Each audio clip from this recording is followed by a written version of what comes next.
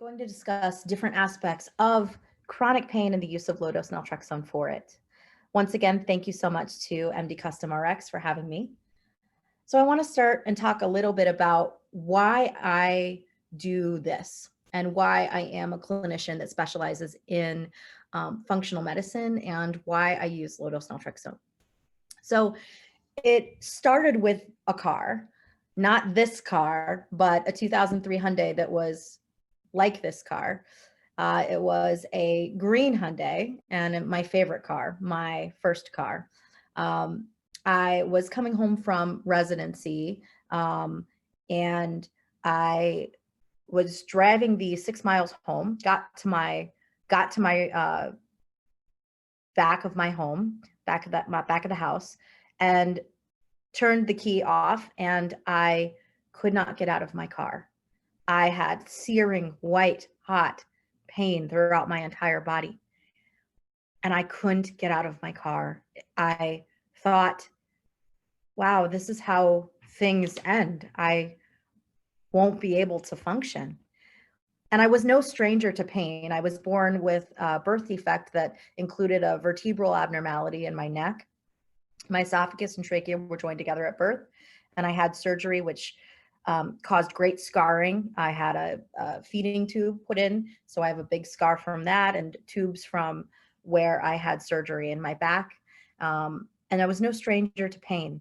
I have scoliosis from the way that my muscles grew abnormality, and a significant amount of adhesions in my back. So I had no issue with the fact that I had had pain in my life, but this was a different pain. And it got to the point where I couldn't move and I wasn't going to be able to practice medicine. Now, when I talk about low-dose naltrexone, I believe that every person's response is different. And so I discuss that with regard to pain in the pain chapter. You're going to need, if you are going to use low-dose naltrexone for chronic pain, you need an experienced clinician to dive in with a multifaceted approach, both testing and management of your pain. There are different types of pain that are especially helpful with helpful to use low-dose naltrexone. Specifically, neuropathic pain is a really, really, really amenable pain to use low-dose naltrexone with, and pain that stems from fibromyalgia or autoimmunity, pain that comes from systemic inflammation, is a tremendous opportunity to use LDN as an adjunct. Now, low-dose naltrexone is rarely a panache. It's not going to magically remove all pain. So at 29, I couldn't get out of my car. And 10 years later, I'm thriving. I have Hashimoto's thyroiditis that led to long-standing complete hypothyroidism, and my autoimmunity is well controlled also with LDN. LDN was a huge game changer for me. So when I talk about my story, I had been diagnosed with hypothyroidism at 19, but I still had a widely fluctuating TSH and uncontrolled symptoms on only levothyroxine, severe inflammation, and recurrent anxiety and depression, which had burdened me since childhood. In retrospect, it was due to systemic inflammation. I had fibromyalgia pain, and all of these things had led to a picture of infertility. I had a very poor quality of life. I had also been diagnosed with minor fibrosis of the liver because of the chronic inflammation and metabolic changes that had happened from long-standing undertreated hypothyroidism. And this was me in May of 2012, graduating from med school. I didn't know this, but less than 7 months later, I would be bedbound from pain.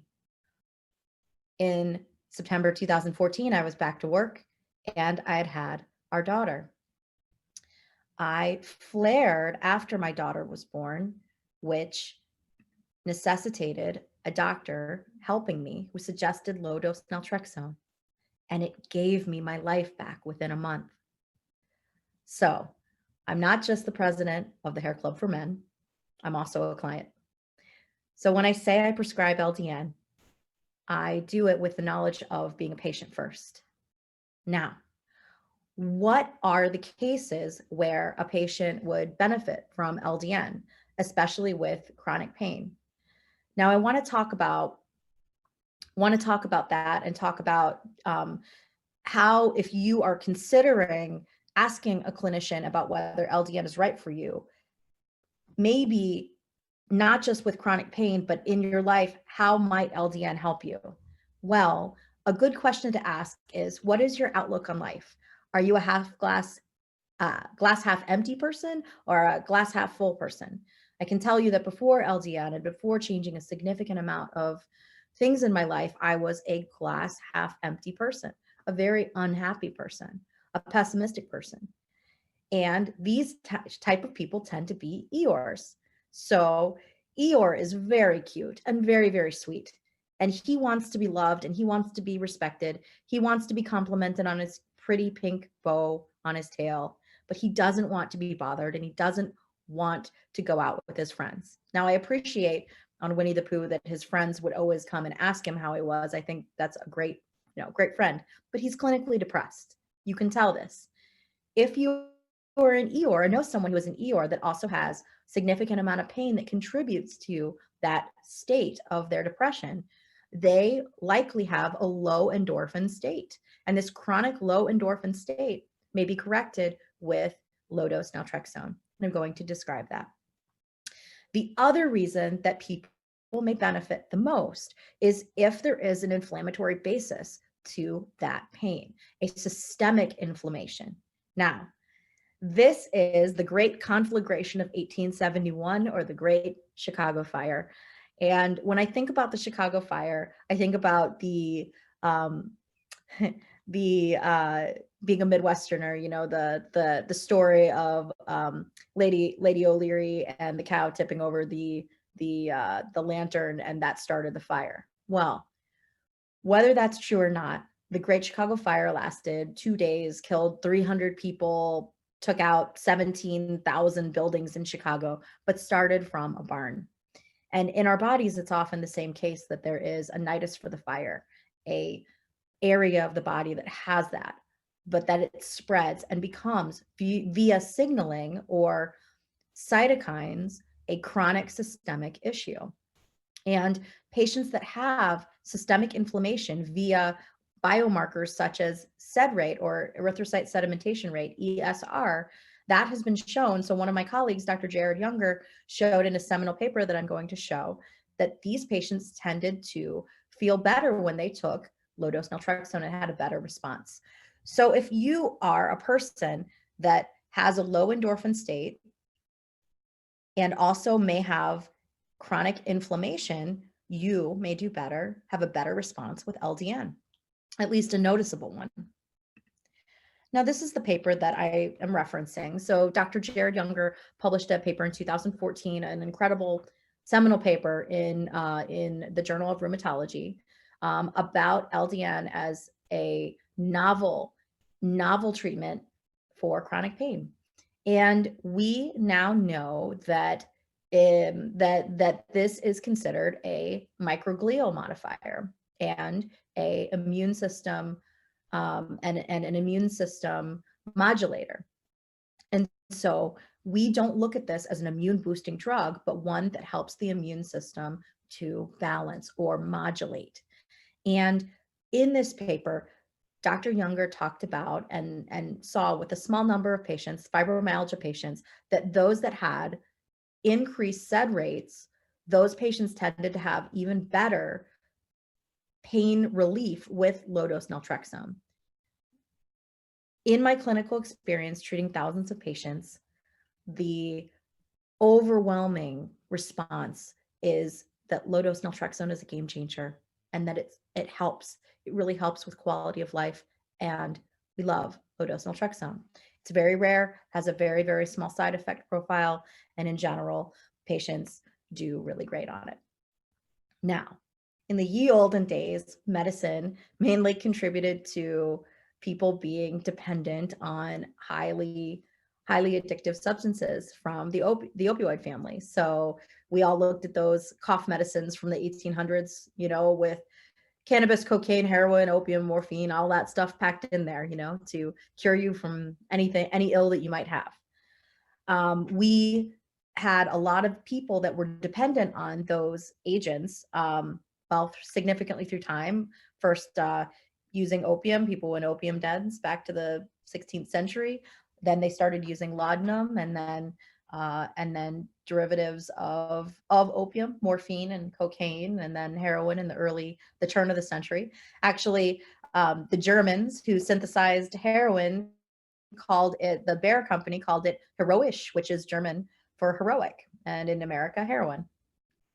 So, uh, so now we are learning so much more, and started learning back in the 20th century after World War II, that by accident, by finding something, an agent that blocks the opioid receptor, that one can actually provide pain relief that way. And we now have, in 2020, in the last 5 years, a significant body of literature that to date has not been there and has not been understood. We now have analyses and reviews of therapeutic utilization of LDN, and various dosing regimens and strategies. And with my involvement in the LDN Research Trust, we are working together. Many clinicians are now doing more research, more studies, banding together, publishing their results and trials, and working toward more evidence for use, and educating other clinicians. Now, did you know that on average, the practice of medicine is at least 30 years behind the literature? Now, we need to take this literature that's there and get it to the clinicians that are able to prescribe this drug. And that is one of the missions of the LDN Research Trust. And my hope in being a part of that and writing chapters in books such as this LDN book 2, is that it's going to find its way into the hands of patients and clinicians, and that will change medicine. But it's only going to change very slowly, because there's always skepticism to change in the standard of care.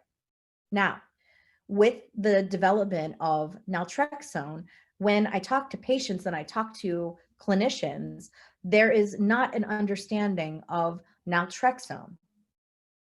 We have on the market a high dose variant of naltrexone known as naloxone or Narcan. And in very, very high doses, we use that agent to help with acute opioid overdoses. Now, there is a confusion with different amounts and different concentrations, different strengths of naltrexone, which I'm going to go into, about what we use that for. And there's differences. Now, the main thing that it comes down to that doctors don't understand, and I hope you will take away as a listener here, is the notion of pharmacokinetics and pharmacodynamics. And if you're like Fry here and you're still not sure what that means, it's absolutely understood. These are gobbledygook words. Most doctors don't understand that. Now, pharmacokinetics is what the body does to the drug. Now, we know you take a pill and that pill has an effect on you, but the body has to break down that drug and metabolize it. Now, how does naltrexone work? Well, the differences between naltrexone and naloxone are large. There is very little bioavailability, or how much actually gets absorbed by the body with naloxone, versus naltrexone, it's more. The peak concentration is very, very quick with naloxone. It goes in your body and boom, hits and is gone. The half-life is short, and duration of action is also very short. Now, with naltrexone, the concentration is lasts a little bit longer, and also the half-life is a little bit longer. But it is more bioavailable and easily excreted by the kidneys. Now, pharmacodynamics is what the drug does to the body. That is what we're used to saying when we say, I took this medicine and this medicine did this for me. Now, with naloxone, Naltrexone has no agonist activity, meaning it will block that receptor. And for those that have never taken any opiates, it has almost no effect at all. So now, with high doses, you're not really going to get pain relief. It could cause a little bit of drowsiness, not a problem. But again, if you give a very large dose, you can get reversible blockade, but it's complete. And I want to repeat, most doctors do not understand this. When we are blocking that opioid receptor, you get no dependence. There's no physiological or psychological dependence on this medicine. And there is no tolerance to this activity. So if you take naltrexone in a very low dose, you're never going to have it wear off like you have to take a larger dose. There are times where patients need their receptors reset, and sometimes we'll skip nights, but it's never like a opioid medication like Norco or oxycodone where you took that medicine and it no longer helps your pain and you have to take more of it. This is not the case. So when we start to talk about naltrexone in different doses, we're talking about the differences in pharmacokinetics and pharmacodynamics and how pharmacodynamically using a small amount, how could a small amount of the same drug have a different response than a larger one? And that is a huge principle of my talk. And what I want people who are interested in LDN to take it, if they're interested in taking it, to understand with regard to chronic pain. Now, there are different doses of naltrexone, and I'm harping on it because most doctors don't understand this. In 1984, naltrexone was approved to be used for drug addiction. And in 1995, I believe it used for alcohol tolerance, alcohol dependence. And that is used in a standard dose of between 50 and 100 milligrams. And it will block that receptor. And it's not a transient blockade. It is a complete blockade. And it doesn't give one pain relief, but it helps with that dependence. It helps to reset those receptors. What we are looking for is a sweet spot of low dose naltrexone. And nowadays it's broadened a little bit. It can be anywhere between standard 0.5 milligrams up to 10 milligrams is considered low dose. Now, even up to 2017, back to 2017, I said LDN is 0.5 to 4.5 milligrams. And that's what I would say. And I would say even 10 milligrams to be moderate dose. But we're broadening that, and we're finding that people in general can use a semi-broader amount of LDN and still call it low dose, that it has the same mechanism of action. We also use very low dose and ultra low dose naltrexone. Now, very low dose range is actually added on to detox tapers and some regimens, but ultra low dose, which I'm also going to speak about, is a big game changer with regard to potentiating and helping opioid medication work better. So patients who are working to wean down on their opioid medication or just to help make their opioid medication work better can utilize ultra low dose naltrexone. And there's a product that they're working to bring to the market, the FDA. It's in the middle of, I think, being approved, or they're working to try to approve it. They're working to make these drugs, knowing how important that is. So let's talk about the mechanism of action of LDN. So when we use low dose naltrexone, we are very, very gently and transiently blocking, and not really blocking hard, but kissing that opioid receptor for a couple of hours and then unblocking. That blockade didn't do anything. That's not what we're looking for. We are actually looking for that rebound effect in that 18 or so hours where that receptor is unblocked. that there is a rebound effect where the receptor is confused and doesn't remember if it had made its products and says, oh, shoot, was I asleep? And so it then makes more of its own products, which are beta endorphins and metenkephalins. Beta endorphins help with mood, with pain, with sleep, and also are intimately involved with the immune system. Metenkephalins are also known as opioid-derived growth factor. And there are receptors for these opioid-derived growth factors on many tissues, including the thyroid, for instance. And metenkephalins are intimately involved with the immune system and helpful for healing. Now, there are many other things that LDN does because it works to help also block certain signals. One of them is known as toll-like receptor, and there are specific toll-like receptors that it blocks. Now, with that, it can affect how certain cells like microglia, which are the major immune cells in the brain and immune system, and it helps to modulate these cells, and they help to provide an anti-inflammatory effect. So this is a feed-forward system that if you can get that anti-inflammatory pathway going, you can downregulate and you can come down from that systemic inflammatory state. Now, again, there are multiple mechanisms of LDN. You get lack of pro-inflammatory cytokine forward pathway. You get lots of healing of different tissues potentially, and you can get help of mucosal healing when we get those opioid receptors in the GI tract that are involved. And then we get downregulation of Th17 via downregulation of the cytokines IL-10, TGF-beta, and that helps, for instance, reduce autoimmune phenomena when we downregulate Th17. So I want to talk a little bit about microglia. Now, microglia are the macrophages, or the cells which help to eat foreign invaders in the central nervous system. And they're the first line of defense of our immune system in the brain. And on the left, these guys are representing normal modal processes.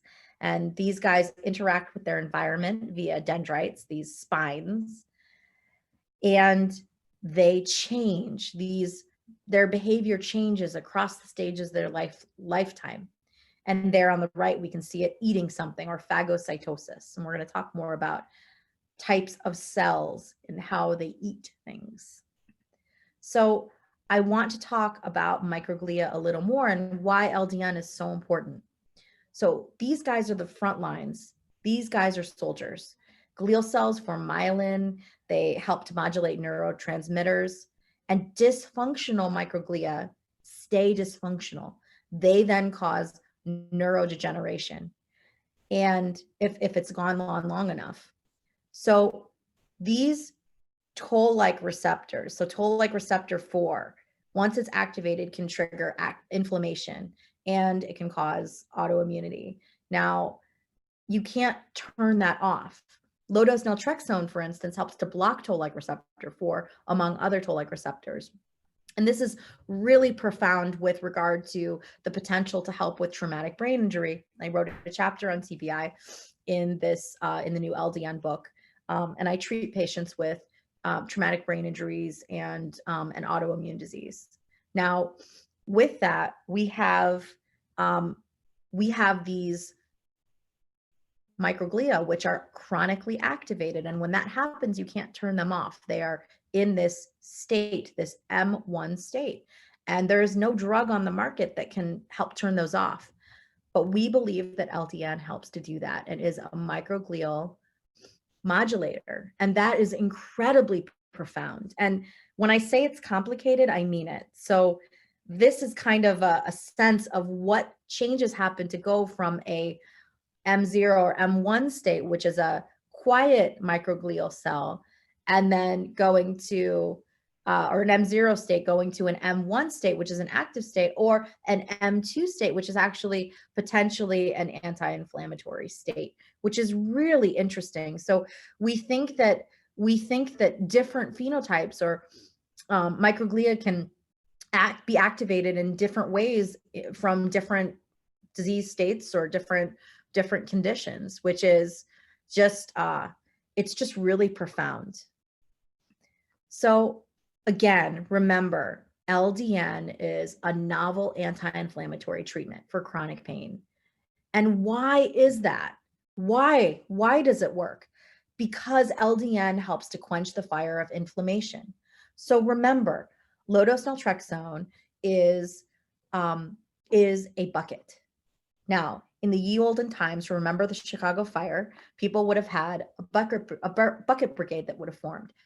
Before we had modern pumps and firefighters, everybody kept a bucket next to their door filled with water. So invariably in the middle of the night when someone in the neighborhood or community had a fire, everyone would run and pass the buckets to help try to save that person's property and thus maybe their own unless it would spread. So remember, this is a synergistic effect. We are looking to add agents that act as buckets, and they help to balance the pro and inflammatory cell signaling pathways. And we think of a balance. If we think of how many pro-inflammatory cytokines are going on, you want to balance that with the anti-inflammatory ones. You want to turn off the pro-inflammatory signals when you don't need them. And we need to use a variety of tools to quench the fire, and LDN is one of those. So, so Dr. Bernard Behari was a New York neurologist and internist, and I find these scientists and these doctors very, very, very interesting. He started treating patients with MS and AIDS at a time where there was no treatment for either. And he didn't have many agents at his disposal. And these were very, very sad cases. And I have no idea how he started working with the hypothesis that if you increased the amount of endorphins in the body, that potentially you could help with the immune system response. And he started doing this in the late 70s and 80s. And this is the patent on using opiate receptor antagonist, LDN, for helping with chronic fatigue syndrome. In CFS, ME is often caused by a chronic infection. And so these are off-label uses of naltrexone. And he was using 1.5 to 3 milligrams as an adjunct therapy for AIDS in the 80s. And they realized that these endorphins are critical for an appropriate immune response. And again, then Dr. Ian Zygon was working on metencaphalins. And again, this is just incredible work, and I have great admiration for these thought leaders. So what a difference 3 years makes. We have such a difference between the 2017 and the 2019 conferences. Clinicians have greatly, including me, have expanded our treatment protocols. People are dosing more than once a day. People are skipping days. People are using higher doses than original. They're using very low doses. There are so many potential opportunities for protocols and uses that people are doing and having great results with their patients. And so I want to give some patient pearls of wisdom. If you are out there and if you are taking LDN, a fan of LDN, or you are considering asking a clinician about low-dose naltrexone. So I want you to know again that this is not a magic pill. What's really frustrating for me as a prescriber, because patients come in and they're super excited and they want me to tell them, you know, am I going to feel better right away? And all I can say is, I don't know. I don't have a crystal ball. You know, it is not magic. Patients can feel better nearly overnight. They can feel better, or full effect for some of my thyroid patients has not reached for 15 to 18 months, at least a year. And so When I put patients and I prescribe low-dose naltrexone, I use a dosing protocol, and I tell them to give it at least a 6-month trial to stick it out if they can. And for full effect, that they would need to try it for a year to a year and a half before saying it didn't do anything for me. I also use a lot of labs to actually be able to see, is the effect working cellularly and clinically? The problem is some patients don't feel any different, but they have evidence that they are doing better with better labs. And so when I was talking about signs that you might notice, a bigger change, whether you have a low endorphin state or you have massive chronic inflammation, those are the patients that tend to feel much better taking this medicine. But it can sincerely help people, even if it doesn't have a great effect with how much pain you're in. There are many uses of LDN. So the key is to work with a knowledgeable clinician and a compounding pharmacist. There's great hope for chronic conditions with the use of LDN. So how do I know that LDN is working? So I tell my patients, you will start to have more good days than bad days. And it's very, very subtle. Subtle changes in behavior. Maybe you have more energy to be able to do things that you want to do, or are not punished with crashing the day after exerting yourself. Maybe you will require less medication or other pain relieving strategies that you have. Maybe you'll be able to participate more in daily activities. Maybe you have a better outlook. And your clinician will be looking for biochemical changes that are consistent with healing, including imaging results, biopsy results, or lowering of inflammatory markers like CRP, C-reactive protein, or erythrocyte sedimentation rate, ESR. So from my standpoint, for a prescriber, I'd like to also give some pearls of wisdom. So I see a lot of pitfalls when other patients come to me and say, oh, I tried LDN and it didn't work or had a side effect. I, in general, really listen to my patient and I dose them according to how I think that they will do. I tend to be more of a standard prescriber for chronic pain conditions. I'll start at 1.5 milligrams, working up to 4.5 milligrams for those conditions. But for patients with autoimmunity who are really sensitive, or especially those with Hashimoto's, because with thyroid disease, one may actually get alleviation of the inflammation, and you may actually have to lower thyroid medication if one is on thyroid meds. So I tend to go very, very, very slowly with Hashimoto's patients and start at 0.5 or even lower if I have to.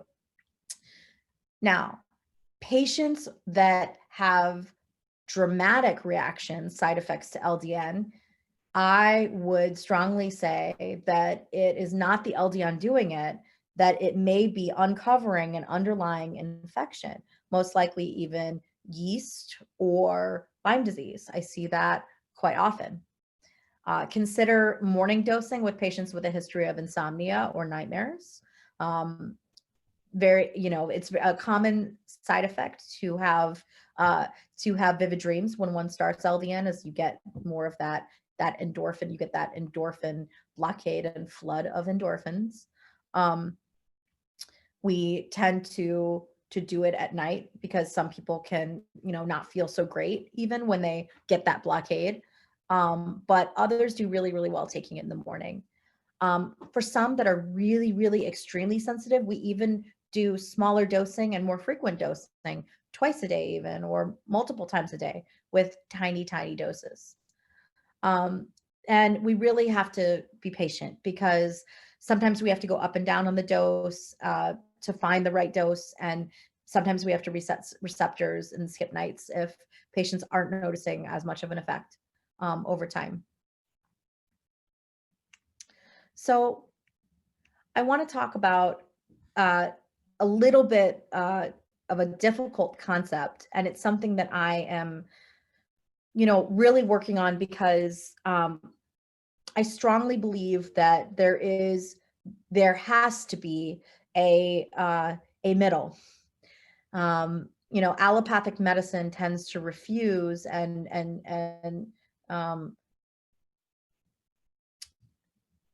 allopathic medicine tends to deny the benefit of natural therapies, and natural medicine tends to deride the hope and the ability of allopathic medicine to heal.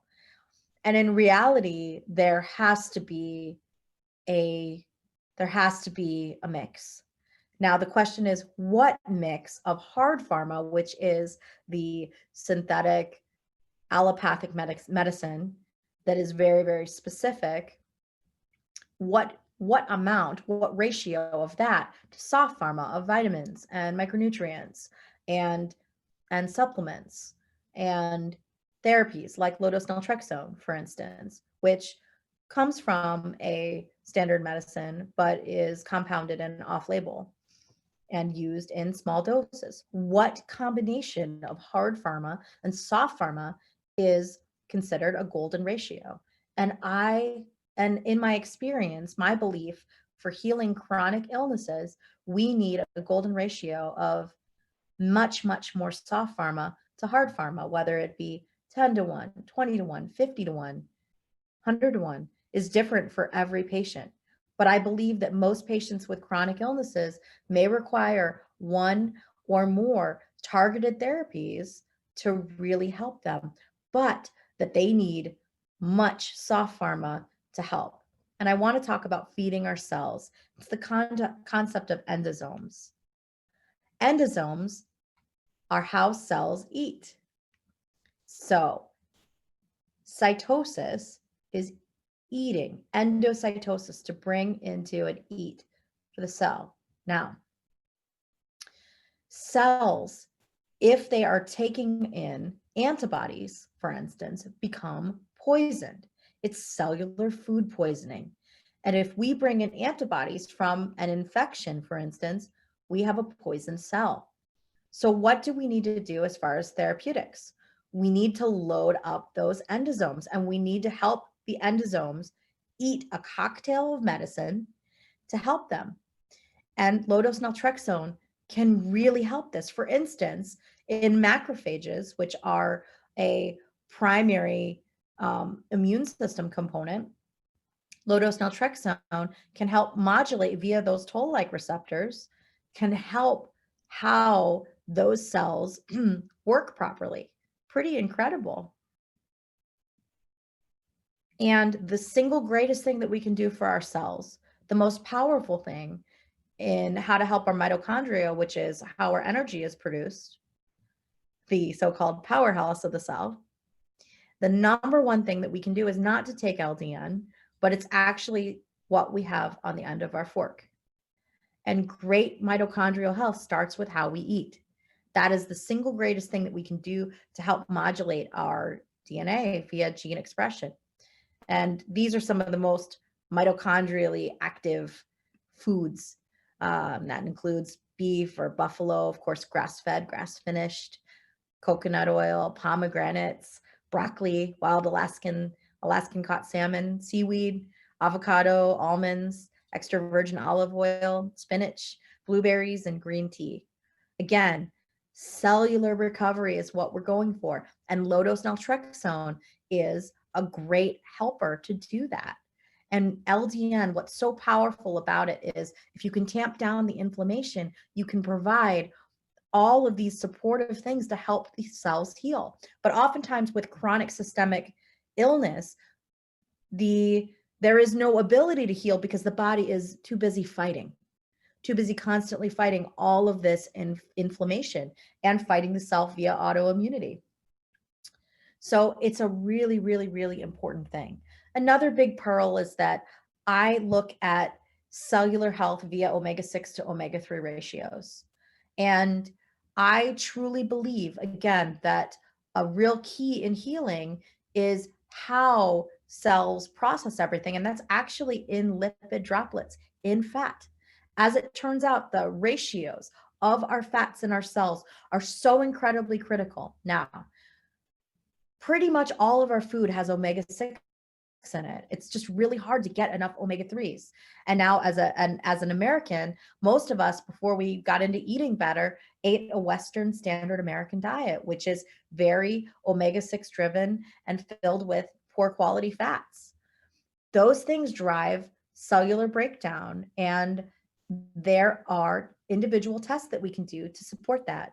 We use many, many tools to help rebalance things, but one of the easiest things is to take a very clean omega-3 fatty acid supplement and work with a doctor who knows how to do that and how to balance those things. And in general, I look for an omega-6 to omega-3 ratio of 4:1. And that's hard to achieve. So we look at that. Now, I want to talk a little bit more about opioid dependence and the use of ultra low dose naltrexone. I'm going to spend just a little bit of time on that and then be there to answer any of your questions. So I just want to reference this too, because I even have trouble with the difference between opioid and opiate. So opioid is any drug that acts on the opioid receptor in the brain. So most of the time that results in stopping pain, but you can also suppress cough. You can also stop diarrhea. You can do all sorts of things with that.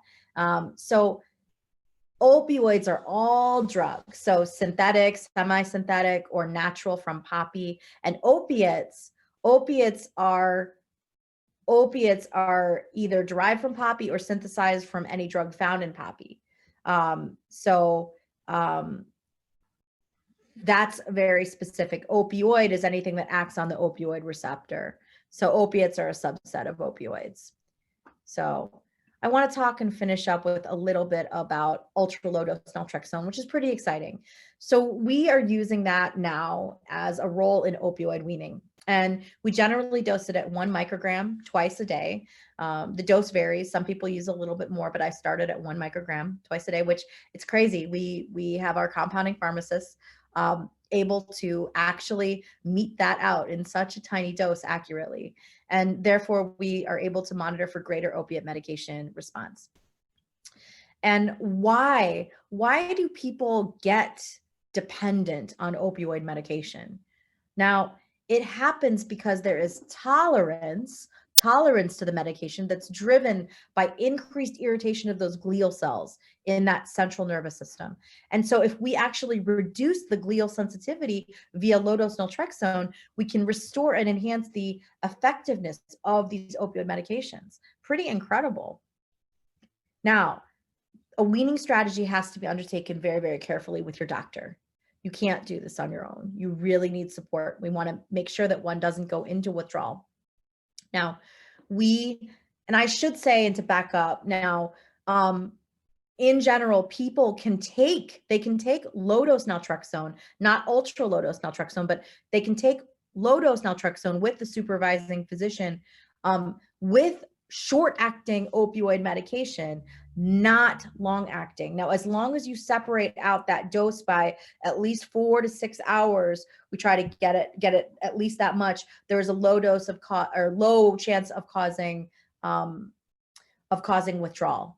Now, if people are on a high dose, if they are on a long-acting opioid like MS-Contin, for instance, you cannot take low-dose naltrexone. You would have to use, or a fentanyl patch, you would have to use ultra low-dose naltrexone. The other thing that I want to say about medicines that may or may not be able to use with LDN include tramadol. Now, tramadol is a very weak central nervous system acting agent, but it can cause a lot of problems with LDN. Some people can take it fine, and some people cannot. And actually, the same thing with alcohol. Some people can tolerate alcohol, social drink or two with LDN, and some actually cannot. Some have side effects. So again, you have to work with your clinician on that to figure out what is the proper strategy for you. So different weaning strategies for different folks. In general, if a patient is opioid tolerant, we taper that medication by 10% monthly. And then we can use more aggressive weaning strategy if they are more opiate naive. They haven't been using it longer than, say, weeks to months. And so if we decrease it by 10% weekly. So, my clinical experience has been pretty amazing. I have been able to greatly reduce opioid medication dependence in patients, and even successfully completely weaning people off of medicines that they were told that they would be chronically on the rest of their life, and that there was no ability to do that. Quote, "My doctor told me I was never going to be able to stop these pain meds, and you proved them wrong." I was able to wean a patient off of fentanyl patch, and I was able to help them, help another patient get off their other pain meds, and thus be able to help them restore their bowel movements without taking hefty doses of um, of um, of those medications. So it's been an incredible blessing to be able to use LDN to um, help in these cases. And sometimes it's been nothing less than just a miracle in some of these cases. So I also do want to say that some people, and I was talking with the LDN book launch with a local pharmacist, Dr. Craig Badagowski, and he made a very helpful point. And I want to talk, I don't know how many people are listening out there who will hear this talk, but I do want to also say that there is nothing wrong with opioid medication. Some people absolutely require these medications for intense pain, and we use these medications, and there is a purpose in them, but it must be done with a qualified clinician. And it is a very profound thing to be able to work with patients to help them to not be as dependent on those medications, or reduce their amount of meds, or even be able to reduce them all the way. So for some people who need to be on these medications, we can use ultra low dose naltrexone to help that medication work better, which is it's really exciting to be able to do that. And it's pretty great. Chronic pain, and in writing that chronic pain chapter, which I co-wrote, was a real deep dive for me in understanding all of the different types of pain. And in general, those pain conditions that are caused by chronic systemic inflammation tend to be those that are helped with LDN. Now, it isn't to be said that those with structural issues, like even mine, I have pain in pain, for instance, in my neck from a structural issue, that still can be helped by low dose naltrexone, but it is even better helped by those with those conditions that have chronic pain from a systemic inflammatory issue. So when patients ask me, well, how do you know if someone could tolerate LDN, or if someone should use it? For about 80 to 90% of my patients, they are candidates to try LDN, and I say, just try it. I have had thousands of patients try low-dose naltrexone, and so many of them report increased quality of life and feel much better, and are able to do so many great things that they potentially would not have done had they not tried it. So thank you very much. I am so thrilled to be here. I leave you with a improved pain scale. This is Allie Broch's from Hyperbole and a Half, and I truly believe she summarizes much better what pain can be like. So thank you very much. I'm Dr. Sara Zielsdorf. I am an internist, a board certified internist and functional medicine doctor in Chicago, and I practice out of Motivated Medicine in the suburbs, western suburbs.